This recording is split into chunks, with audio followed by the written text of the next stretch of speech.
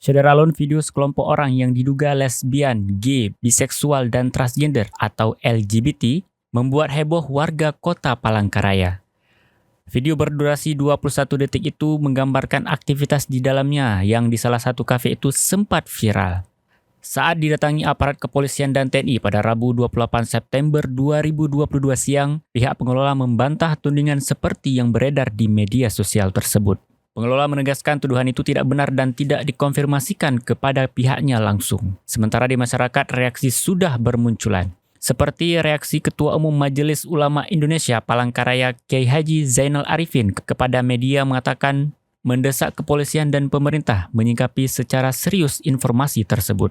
Mereka harus segera mengungkap apa yang sebenarnya terjadi di kafe tersebut agar tidak meresahkan masyarakat.